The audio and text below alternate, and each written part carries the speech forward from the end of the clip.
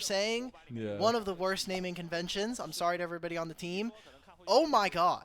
We get a Creme Classic. Oh We're just my gonna god. B1 Akali. Okay, guys, Let's mid-priority is go. not real. Mid-priority is so fake. I love So, this. a couple things. First of all, top esports, because they lost, they got side selection again. They chose blue side.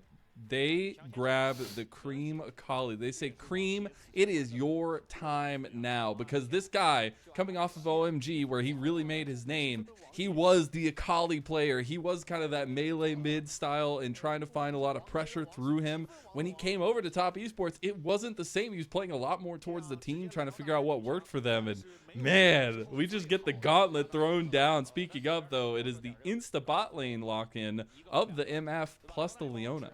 So for everybody as well, we are doing a full fearless system for at least most of the LPL split coming into the next year. So those champions at your bottom of your screen will no longer be available to be played throughout the entire series. And already picking up a bit of a different bottom lane, although one that we saw a lot during the regular season, especially for JackeyLove, Ezreal being one of his most played this year, the most played for 2024. And kind of moving away from a lot of the other AD carries we've been seeing. Obviously, with Ashe gone, you already have the Varus and the Corki. I thought maybe we're going to see maybe some more of that Jhin kind of style, but you've been seeing a lot more Wombos come out as Demacia Cup has been going on, and now we're getting a Galio even here for AL. Classic pick, it feels like, into the Akali mid. You can find a lot of spacing as well as just a lot of utility tools for Shanks. And I expect there to be a lot more onus on what Tarzan is going to be playing in this second phase, and I love it. We've decided we're going to leave the junglers to the second phase, see if we can get anything a little bit more spicy, see maybe if we get counter picks in that case, because again, Kanavi versus Tarzan is the most important matchup in this series as a whole, and we see the Viego banned away against Kanavi.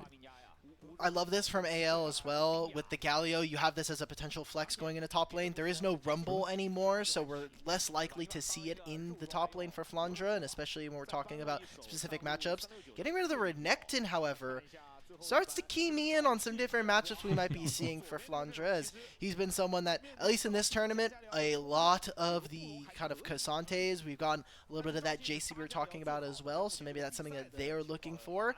I think they might be needing a little bit more setup, at least from their top side, so we'll be looking for TES as to what they're going to be going for, as going to be two top lane bans.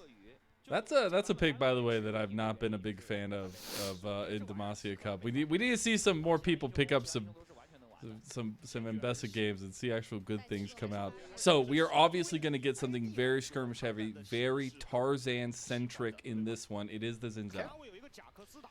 All right, now here for TES, you have your answer. You can say, look, we're going to have to just blind a top lane for 369, which is something that they've been doing for a predominant portion of the year. And now for Kanavi, you know what your matchup is going to be. We already lost on the Vi. The Viego's taken away. Wukong is no longer available. So what other junglers is he really going to be able to pick? Because, I mean, you look at his historic for just this year, it's been a lot of Vi. It's been a lot of Lee Sins, and Zhao's been taken away, obviously. We're not playing any of the AP junglers. So Maokai here for Kanavi. Okay. A lot of low skirmish power here for TES. And we're kind of looking at whether or not this Ezreal can kind of put down the damage for the team. Yeah, I mean, Ezreal, and honestly, a lot of pressure on Creme now on the Akali as well. I think that's going to have to be super important. And they throw a left hook as they go at the Maokai top, and it is going to be the Nocturne for Kanavi with no Orianna ball, nothing like that. It's just going to be the Akali Nocturne combo over and over again. So for Flandre, what is his pick? He hovered the Vladimir earlier in the tournament. I'm glad I did not have to watch it, Vladimir, but Maokai is one of the weakest lanes in the game. So if there's ever a time, it's going to be here. We're getting Vladimir in Game 2 of the Grand Finals. Nothing to be not expected from a player like Flandre. Oh my goodness. He is cooking. He is vibing this Demacia Cup, and it's working. That is the funniest part about it all. Especially when you listen back to his thoughts on the Jace matchup when he was building full tank. But right now, I mean, if you are a top esports fan, if you're looking forward to 2025 of this team, you want to see what these new combinations can look like, Kanavi and Creme have the spotlight now. You have a stone cold classic for Creme in the Akali, and it's time for him to step up. I'm trying to see when the last time we had a Vladimir in competitive. If you're not considering tier 1s, it's actually from one that was very close to your heart, Lennon. It was the America's Challengers event over in Brazil. It was Fuego versus VKS with Tyrant versus the Jax. But if you're looking at tier 1, what had done probably. The only two players that played Vladimir in tier 1 regions are Broken Blade and Doran. Doran was the last person to play it. So it's been at least 4 months since we've gotten a Vladimir, and before that, it was almost 12. It's been a while. It has. I love it, though, because a big talking point for this top lane when we were coming into the series itself, especially through draft, was that Flandre was typically looking for a good matchup, and he got his pick of the litter here. So trying to find that big team fight impact is going to be extremely important. And when we look at the brass tacks of both these two teams, AL's team fight's looking damn good. Top Esports need to get the ball rolling if they want to stand any chance. And we're talking about being a little worried about the damage, especially with how much execution that comes down with it for TES. You have this Nocturne in the Akali who can be very dangerous in the back line. JackeyLove can eventually start to pepper away at enemies, but if they don't find that first big punch that takes out a member, immediately create a numbers disadvantage, AL's back end of the team fight is just so dangerous. The damage amplification coming in from Vladimir, you have so much knock-up and crowd control coming in from Shanks and Kael. I think that this would be a very dangerous one for AL to kind of run away with, and we're going to be looking towards TES as not only the bounce back in the game, but from the series, as they've already lost one of the first games. I'm just saying, Kanavi and Co. went over there to that topside enemy jungle, trying to recreate the mojo that was when they got all 4 kills at level 1 against IG. It didn't work out for them there. Now we see a potential reverse level 1 by anyone's legend. Just going to sniff out a little bit of vision there on the bottom side and see where Kanavi is starting. So a lot of information being played with between these two junglers to start off. So I think AL were kind of imagining that maybe there would be some kind of 1v1, or they maybe try to go for a lane swap here, but instead, Flandre gets spotted out. I don't know if Flandre knows that he's been spotted, but the pings came out from Creme. Like yeah, he's going to miss out on not all that much. It is Maokai, so Maokai pushing an early wave. Not great. We actually got to see it in TS's last series versus TT, that Maokai does not push a wave particularly fast. It ended up being to the advantage of 369 last time with the Mordekaiser.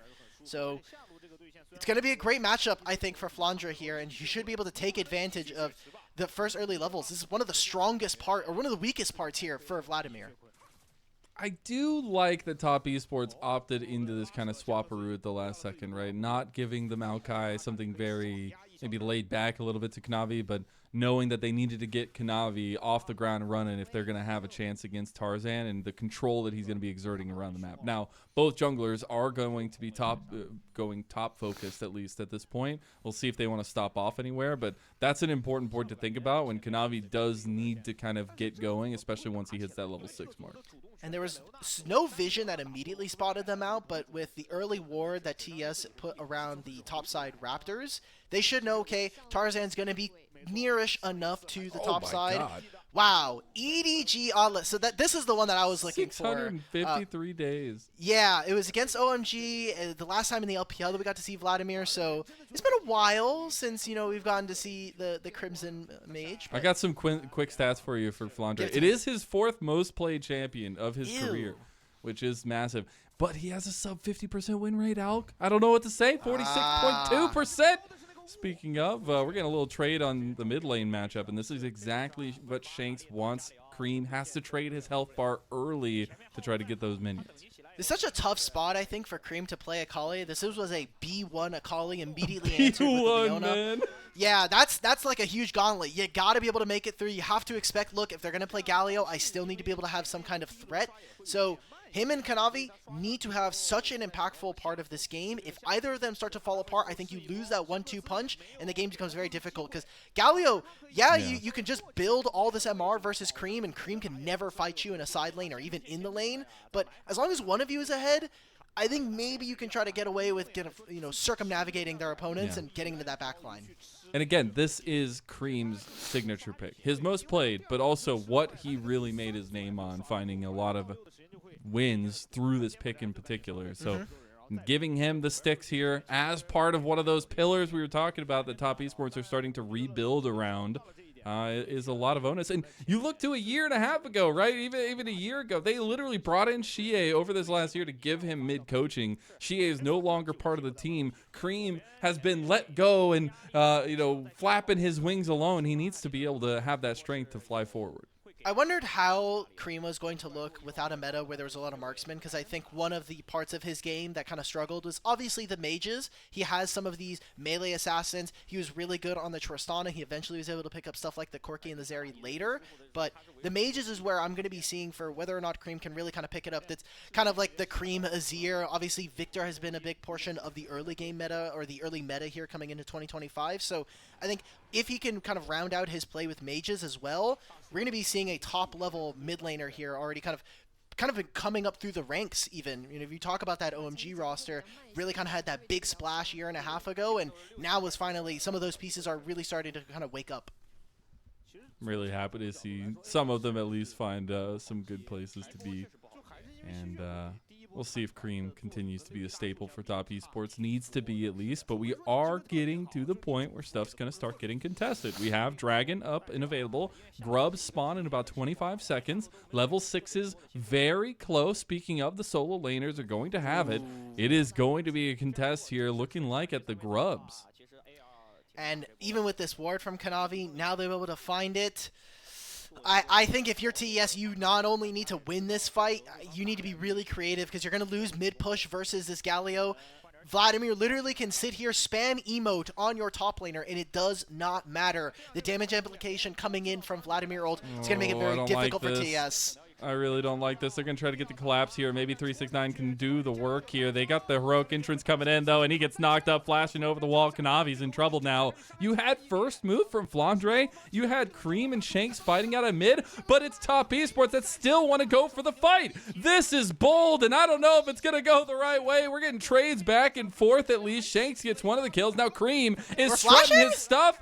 Flandre finding the combo. A double kill for Shanks and make it a triple. Oh my god, anyone's legends! They come up huge on the team fight. The mechanics from the two solo lanes here come up clutch for the team. And while it's only a single grub taken by TES, that's a huge influx of gold given over to Shanks, who now, alongside the Vladimir, is in such a strong position to take part of this game. We had worries if TES's mid 2v2 does not work out, suddenly your damage profile is very, very weak. As we get straight into this replay, I was like, okay, look, it's Maokai. We're not doing all that much damage, but Nocturne's nowhere in this area. Does not even have level 6 here. So I think this is just a lost cause. You cannot commit to this fight. Looks like we're going to get a little bit of picture-in-picture action as well. But yeah, I mean, the big team fight potential that this Anyone's Legends team has is so massive, and we're already seeing it play out early on. 369 falls in the side lane as Hope picks up the first kill for himself. It's going from bad to worse here, Lennon. We had questions. Will TES be a team that can kind of roll with the punches, take their first loss, and still bounce back? There's a lot of games still left to play, but 369 getting caught out there, it gives them time to take their recalls. They can even move over towards this bottom side if they want to. You even see TES are a little worried about on the map. They were moving their bottom lane up, but with Maokai dying, they have to shift him back into mid lane. TES are starting to get a little worried across the map. I'm just saying, when you pick a B1 Akali for Creme, and you look on the other side, and Shanks is just sitting over there laughing at you, 3-0 on this Galio counter pick, you're feeling real good for Anyone's Legend right now. They are going to lose out on this first dragon, but honestly, with the way the gold is going, I feel like Shanks is going to have a massive say in this one. Okay, now we need to see it, right, where we have Creme with his ultimate, we have Kanavi with his ultimate this time around. You have one more chance to try to get this 2v2 rolling. I feel so bad for Creme, not in the fact that he kind of picked himself into this matchup willingly. Is this his game this entire time is just going to be like, how much can I actually push the wave before I try to roam? Because he always has to roam first, as Galio can very easily sit in the lane and just use his ultimate come on through. I got the easier one. I got the can I reach Hope? that's gonna be his job. I feel like, because at this point, I don't think you're one-shotting as Akali Oh, for any sure. member No, of on anyone's legend. like he doesn't get to do anything in the side lane. That's one of the problems. Of, Yeah, or yeah, one of the yeah. strengths of Akali is that like you should be able to do something if there's a longer lane, if you can try to trade, especially versus mages. But this Galio matchup just makes it super difficult and kind of takes out one of the ways or avenues that TES can play to destabilize AL. Getting some fresh looks on these teams going into 2025. These are their starting rosters going into next year, and we've already seen anyone's legend putting together magic. Not only are they already 1-0 up in this best of 5 against top esports, but they have made the run, and it's been fun to watch along the way. So now AL prepping towards a topside fight, mostly just to protect Flandre, as they don't exactly know where Kanavi is. But Kanavi can make his way over here with the ultimate. He does have that ready and available. Instead looking to take his recall, maybe finish an item or two, or maybe some more components, and then move on over towards what I'm assuming is going to be trying to path for these grubs in about a minute's time. That's going to be a big contest for them, as for TES, it's to at least get a couple of these grubs, stop AL from getting those mites, and for AL, every more of these grubs that they're able to take, get it for a Flandre, get it for someone like Shanks, I think you are in such a good position to take out this game. You also have a big completion for Kanavi in the experimental hex plate. That's going to be a massive boon to them in the fight. But we have to talk about that potentially because the team fight potential of anyone's Legends composition from draft is just damn good. And you're going to have to find those little, cracks in the armor, if you will, for top esports to really make their mark. Ooh, good cancel coming out. Means that Hope doesn't get to walk back. Typically, you can kind of cheat with how much movement speed Misfortune gets for free, but she won't be here in time. And we'll see if TES actually turn on a dime. None of the damage dealers are nearby, and so even when this grub spawns, they're not going to be able to start this. I think this is a good spot for AL to contest. They're bringing Hope over as well. Remember, he has the strut, so he'll be getting over here pretty quickly. Shanks moving over. Everything available for both sides. Looking at flashes. Flandre about to get his back. We'll see the positioning from mid from top esports. TP coming in. Tarzan just starts to fight off. Big bullet time. It's blocked, but that blocking isn't enough. Chris falls. Kanavi has tried to find the one weak point, the one squishy, but it doesn't matter because Tarzan finds yet another double, and he's looking for even more. The blast cone keeps him in the fight here. JackeyLove getting very low to just Flandre, and this is what being an AD in 2025 is about to look like. Hemo Plague will help get the kill, and Flandre is making away like a bandit right now. Maybe he goes down. True shot barrage hits. Flandre falls to the tree man. 369 claims a little bit of pride back for top. It's going to be more grubs to AL. It's going to be more kills to AL. And Lennon, it might be an entire second game already. I hate to be so early into this one, but you have a fed Galio going up against this team. We saw Kanavi get into the back line, and no one is there to help. All of that damage onto Hope. We were like, okay, Kanavi, can you get onto the back line? Well, now it's Kanavi, can you actually be a real damage threat in this one? As he tried. We take a look at this replay. I mean, it's good for Chris, but look at where the damage dealers are. Maokai is nowhere near this. JackeyLove is putting 0 damage onto any threat onto the back line. Creme is just barely getting any of his combos down onto Tarzan and Shanks. It's just not enough. TES look lost so far in these first 2 games. They do indeed. I always thought JDG were the ones that had the big, cool kitchen with all the good food, but I got to figure out what they're feeding those guys at anyone's legend right now because this has been incredible to watch. They are dismantling top esports, and all it's taking is some finicky picks and some fun gameplay.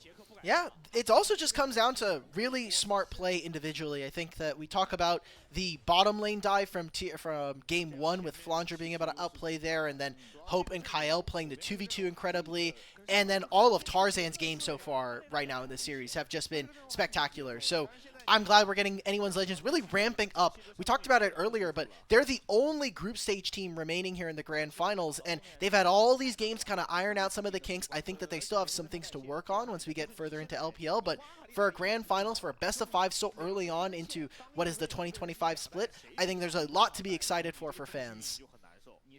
And to build off of something, I mean, obviously both these teams building off of 3 members sticking around, but to build off of this kind of mishmash of the Team WE style of carries in Shanks and Hope, but also obviously Kael being here for a while for anyone's legend, it's been fun to see because you see the opposite, right? You had Creme 369 and JackeyLove. Those are big names on top esports.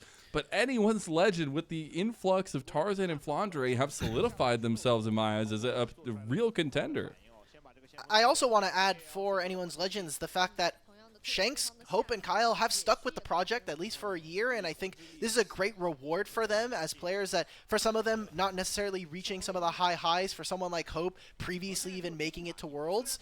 This is, I think, a great way of saying, hey, look, you showed some loyalty. You know, there were some great splits that we had. Our results didn't necessarily kind of pan out, but now we're kind of going for an all-in splash. We're keeping you guys that were kind of sticking with the project. Now we have Flandre and Tarzan to kind of help propel this team to, instead of just being a top 6, which is what their finish was in summer, potentially pushing to top 4, top 3 there. Yeah, I love that you bring up Hope's international experience, because I think it's so funny.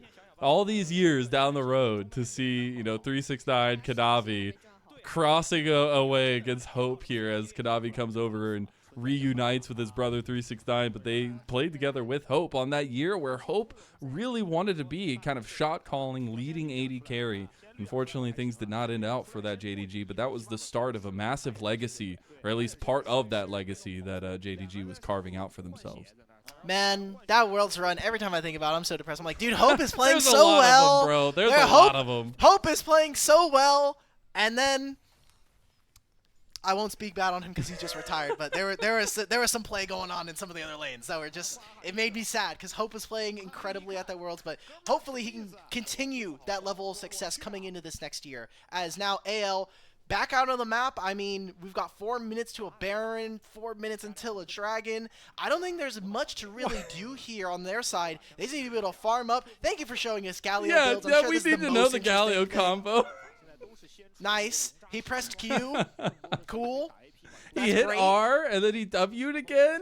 Oh my That's god, awesome. Look at him. Look at him. He's got a Hollow Radiance. Wow. The game's over for TES All I'm at that saying point. is that has nothing on the 1029 Trinity Force that Tarzan had last game. True. Just gonna true, say there ain't nothing. To be fair to Shanks, I think if you have a full item at 10 minutes after getting 4 kills, that's just how it should be. That's just gonna have to be how it is. JackeyLove just jumps right out of it. No Leona ult, and wondering if TS are going to be looking for plays on 2 sides of the map. There's a potential to look for something on top side, but they are starting to corral Chris towards gets mid. spotted out. Paranoia goes through. They might find the combo still, though. Not enough damage. 369 throwing his lot in there. Does get blocked by Hope, though. Kael using his ADC as a blocking guard there. Nothing else going to come. And that was a lot of ultimates used. Tarzan, he misses his wind becomes lightning because he expected 369 to react, but he didn't. Now 369 taking the brunt of damage. JackeyLove, he might get connected onto, but this is looking like a good fight for. Oh, the bullet! There it is, Hope! It just takes 369 out. Creme, this is the moment, maybe trying to find his way in, but Top Esports back away, licking their wounds. Guys, we just used 3 ultimates to try to get a Leona. All right, fine.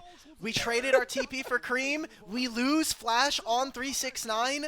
I mean, maybe in the next 4 minutes, if we make a play onto someone like Hope, who no longer has Cleanse, I think maybe there's an angle there, but already has the Bloodthirster, is getting closer to finishing what looks to be an Infinity Edge. This is not looking good. I think TS are already starting to look very desperate in this game, and we can take a look at this replay. I mean, we're just making a play onto a Leona who has Flash, has every single spell up in the book except the ultimate, and even here, what are we looking to gain? It's the Cleanse, but the answer coming in from AL can just be so clinical. You still have the Galio ult as well. That's a little finicky there for Tarzan. Looks like things are going to continue kicking off, though. Top Esports in the picture-in-picture. Oh, here we go. Going to town on anyone's legend. They just said, let's fight. Huge heroic entrance, though. No, it's actually not. And now you actually find so much damage. And Creme, who's about to just die. Look at Flandre. He's been waiting this whole time. Counter pick me Vladimir, and I'll take it. As Hope goes forward for a double kill. Now that heroic entrance finally comes down. And you have AL, who take the fight to Top Esports. Top Esports were the one that came knocking on the door, and all they got was a shotgun to the face. Wow, great damage coming in from Flandre and Hope at the end. Kael and Tarzan just take way too long. That Sterix and Sundered Sky on the Xin Zhao just is so dangerous to deal with now.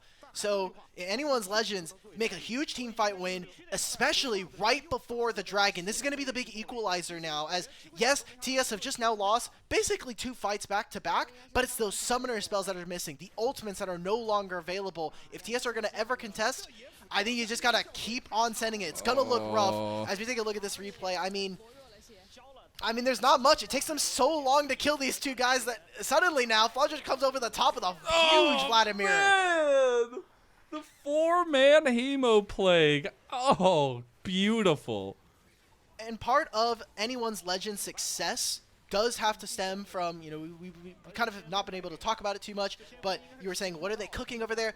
Topic coming into this roster brought them to a much higher placement coming off after spring, and now we're into Demacia Cup. Now he has some upgraded pieces to play with.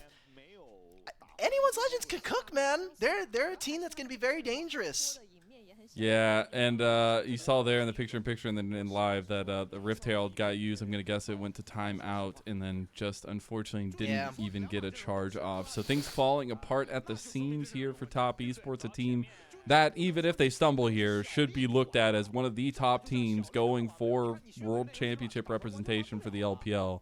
But right now, anyone's Legend is looking at a potential 2-0 start to this best of 5. And Creme, he's getting completely caught out. Why is he all the way out there? Maybe it was all just a bait as Nature's Grass comes in. Here's Paranoia has been Flandre, unleashed. Oh, he gets taunted. Creme goes for the kill, but he's under turret. Shanks is still alive. I cannot believe what I just witnessed. Top Esports strike the match again, but there is no flame. And another double kill for Hope. A Dragon is ready to go. If they really wanted to, I think maybe they could have gotten spicy and started up a Baron, but they'll take the easy one, grabbing themselves a second Dragon of them for them.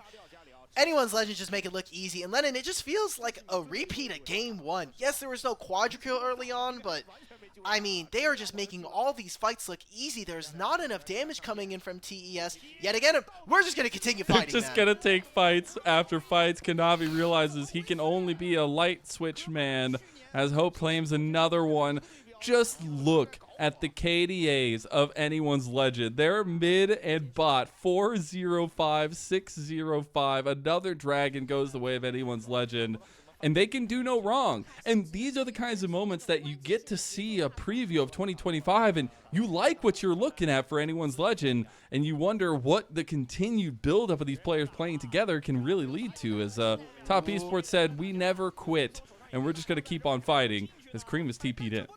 Tarzan is up in 5 seconds. Ult is going to be up in 8, but he's going to be nowhere in range. As JackeyLove. This is bold. JackeyLove wanting to get as much pressure as he can. Creme waiting to go on the side. Creme trying to get some damage in now. Goes in with the shuriken flip, but it gets locked down. He's burning, and he's dead. Shanks gets him.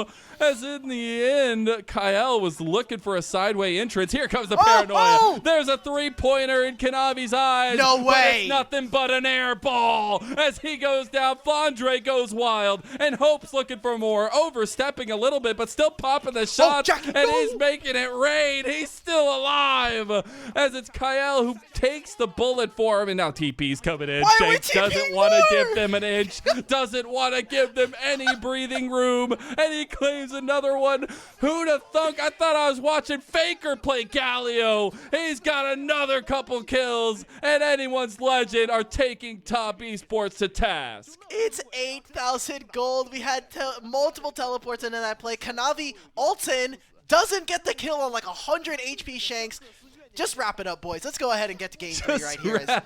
Like, AL just look like the better team right now. They're executing fights that much better. And as we take a look at this replay, I'm sorry, Creme, but if yesterday you got robbed for the MVP, this time around, it is just not looking good. This is one of the reasons why this B1 Akali is so punishing.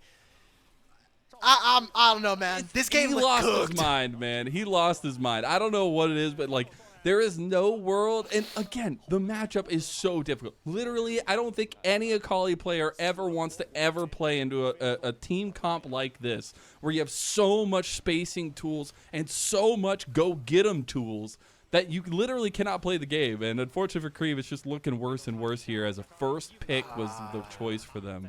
Yeah, and we talked about, hey, if this mid jungle doesn't work out, we're gonna have another fight again. Please don't do this, Creme. Don't press the E button. I know it's tantalizing. Welcome to my LPL. Okay, so They're kind of dancing around the Baron. I don't know if they're necessarily going to be able to start this on spawn. Hope does have to be careful. One of the reasons why we're seeing AL really have to bunch up a lot of the times is because there is a Nocturne. He is still going to be very dangerous on a side lane, even down 2 levels versus an AD carry like Hope. So 369 yet again on the opposite side of the map, getting gold, making sure that he's kind of playing on the map correctly. And for what I want to see from TES in this spot, I know that I already said the game is kind of cooked, but we have to be able to either find some kind of wacky plays. We need to be stacking on sides of the map so we can try to overload and maybe try to make outnumbered plays in that manner. But it's so difficult, Crisp. Kanavi just went into the pit and just ults over onto Flandre as it exits instead of burning his flash over there. But top esports have seemingly lost their way on Summoner's Rift, and they're looking for directions. Man, they're lost. They've been lost for 2 games now. Tarzan must have messed their GPS up real bad in that first level. He turned around, you know, like the Looney Tunes. He like turned around all the signs, like drew on a wall, you know, like made, I don't know. No. We're getting Baron started up. We've got the directions here for AL. Their GPS has told them to get to the enemy nexus faster, we must take the detour into the Baron pit. Shanks controlling space alongside Kael. Is going to be a TP coming in.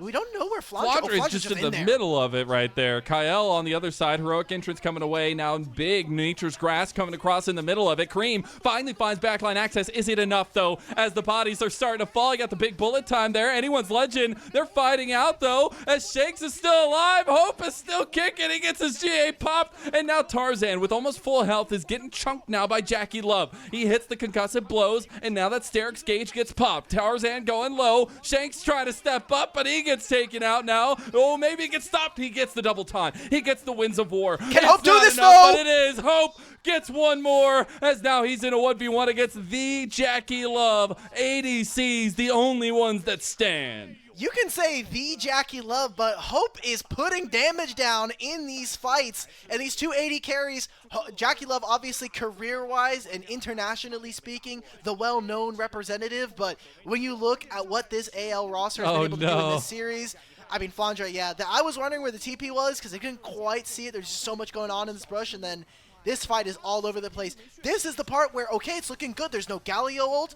Vladimir's already kind of dead here. This is as good as it's going to get here for top esports. Hope lands a really, really big bullet time. Tarzan just chasing down Creme. He just couldn't get the damage off there. The fact that GA gets popped there actually enables anyone's Legend a lot. But these little pop shots here, AL get a lot of damage in where I didn't expect it. So I wanted to watch Hope during this fight because he's just auto-attacking the different Raptors to try to use his love taps portion. Oh, nope, we don't get to. Kanavi's going down. Solar Flare has been used, and the banners of war have been drawn. It's everybody just following as they go. Creme might look for an answer back. He's got that perfect execution, but now it's top esports just running for the hills. As now there's only 369 and JackeyLove and Creme left. The Dragon is on the table. Would be a soul point for anyone's Legend. Okay, can they do it? I think that the soul point's not really all that important for TES. I really want to see them farm. Kanavi's literally not even available, so all they're trying to do is just be annoying. They should be trying to focus on getting these waves in, getting as much gold. You can even start taking camps, because at this point, Kanavi, it's lucky that you have 2 items, much more than close to 3. So let's start getting some of those items into someone like Creme, who is getting really close to finishing a Shadow Flame. And the thing I love about this composition from anyone's Legend, we've seen some wacky picks from this team, and it's best of 5 fearless. So there could still be a lot of options on the table going further into the series itself, as we're only in game number 2. What is this picture-in-picture replay? Oh, it's why we were fighting in the first place. Yeah. Okay, because we were fighting during the replay. Now we're getting a replay of the fight in the picture-in-picture. Wonderful. All right, cool. Yeah. Every avenue that you could to look at it, you were going to get it. They're like, we must show AL winning. We need to see every single fight where Flandre looks like the GOAT. That's just how it goes. And I know I've already said it once this time, but like, this performance by top esports should be taken with a massive grain of salt in a lot of cases. But also, on the other hand, anyone's Legend, like when you see good things happening in Demacia Cup, it means that much more because we're already seeing kind of the fruits of the labor early on, and there's still a lot of behind-the-scenes growing to do with it. Go to scrims and have their kind of routine instated.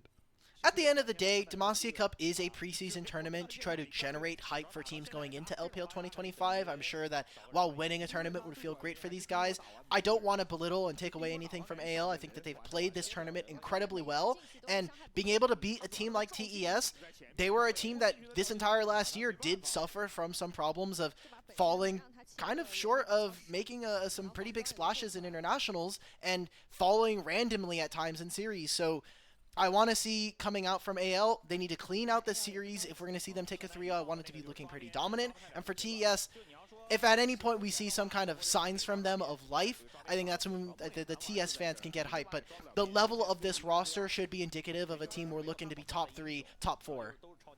There's one person showing signs of life, and it's JackeyLove. 6-1, now on 3.5 items, almost on to 4 on the Ezreal. He's really the saving grace the top esports have right now if they have any kind of damage profile.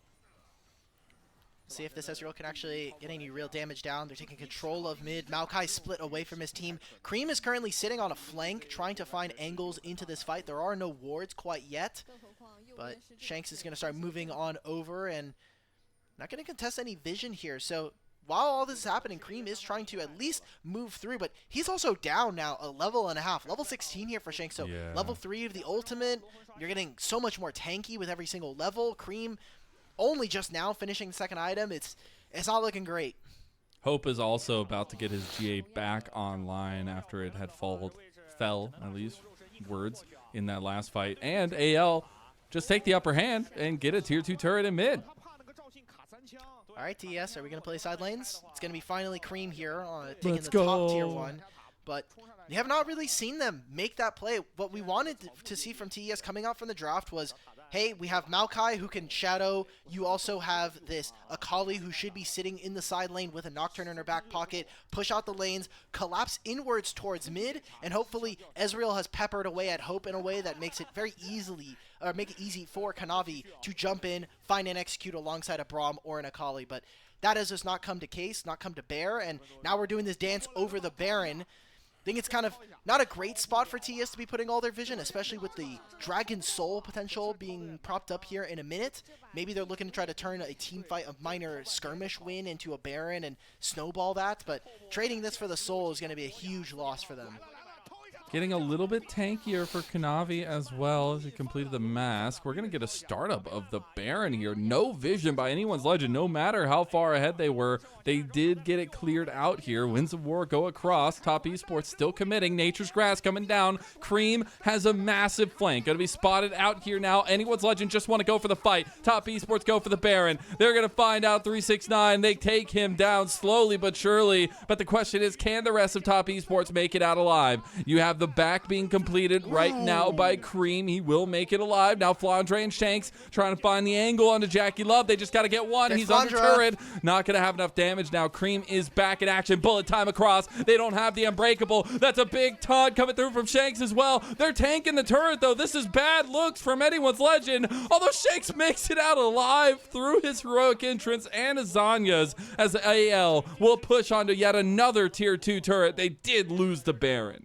They lose the Baron, but pretty big team fight win, and they got some summoner spells out from it. No flash, no cleanse coming out from JackeyLove means, look, we're investing the teleports. Let's make this move. They're Hextech portals, which means that time to get to an objective is just cut down just a bit shorter now. But missing ultimates, missing summoner spells. If Creme can do something here, Kanavi's ultimate's going to be coming up soon. It's going to be Soul here for AL if they can secure this objective. JackeyLove is so massive right now. See if he can get some pop shots in. Kael tanking it down. AL trying to go for the dragon. It's taken by Tarzan. And now with the Hextech Soul, they run rampant on Top Esports. Kael finds another connection. Solar Flare straight onto Creme, and he will bite the dust again. A mainstay at this point of this game, as the first pick Akali is not finding purchase. Without a Baron, but 5 grubs on your team, anyone's legends are going to look to try to end this game. If they don't get it through mid, they can try to go through top, but there is so much work to be done. There's still Baron empowerment coming in from JackeyLove as well, so let's see how much damage anyone's legends can actually do to the base of TES, and if they try to look for a win. The combination I wanted to see coming into this series was Tarzan and Shanks, and how this mid jungle is going to work because of how important it is in the LPL. The combo I'm leaving talking about is Flandre and Tarzan, who are just putting on master classes right now as well. I know Shanks is having a big one right now, but it has been a constant prodding of pressure by Tarzan and Flandre to set up the team in a lot of cases. Which is what we should expect from this team, right? Like, you have two incredibly long-time veterans kind of playing here. Flandre, obviously a previous world champion and kind of bringing some of that experience. One of the reasons he was brought over to JDG in this last year was to kind of bring that level of performance, and obviously for the fan expectations as well. But they're leading this team to success all throughout this tournament, and it has been part and due to playing around Flandre, kind of buying into that process of giving him certain champion picks. This, I mean, we could just take, there's not much to talk about this replay. They're doing Baron. They stopped TES from kind of recalling with a lot of them, or at the very least delay them. So Look at that this coming cleanse into this by dragon, they're in a great... JackeyLove. Once he gets the taunt play onto him. I'm waiting for it. Wait. Oh, and we don't even get to see it. Come Yeah, on. nice They cleanse. weren't even fighting. Nice cleanse. Fighting. Prodigal AD carry. That's what I like to see. Observers, come on. Oh, we're making a plan to Galio. Yeah, I don't think that's the play. I mean, hey, we saw them try to get Leona last time. This is just a fool's errand. What are you guys doing? Guys, He's he has chilling, Hollow bro. Radiance. He has Hollow Radiance, a Rift Maker, and a Zonia's. You are literally never killing this guy with a Maokai and really, really far behind Nocturne. It's just not happening. It's Guys. just not happening ever. I've never, ever seen that happen in my life. There is a TP play onto the turret to make sure they get this one. Inhib turret down, but the fight has already kicked off. Here comes the heroic entrance. Crisp is doomed, as is Top Esports. Maybe one big true shot barrage, but it did literally no damage, and he is the most fed member of the entire team. Minion wave is crashing just like a tsunami onto the base of Top Esports. They are focusing on the turrets here, as Flandre was tanking the brunt of TES, and now they've just got the Nexus open. Creme is getting taken down one more time. Oh my god, it's a catastrophe. And a 0-8 Akali performance leads to Top Esports needing a miracle and a reverse sweep. We are seeing Nexus fountain dives. We're seeing quadra kills at level 3 for junglers. It looks easy for anyone's Legends as really they move does. up 2-0 in our grand finals. Unexpected. We thought this was going to be a much closer series, one where TES were going to take them to task, and that's just not coming to fruition at all. Everybody on Twitter, I was getting replied to on comments were like, "Oh, it'll be magical if AL can even take a game. Oh, Top Esports gonna roll over them?" Nah, not today. Not when Tarzan is at the helm here. And that was incredible stuff. And I do believe that we have the analyst desk ready to go to kind of break that one down and maybe talk about if Top Esports can even bring this reverse sweep back in tow. We'll go ahead and chat with them. Lara, take it away.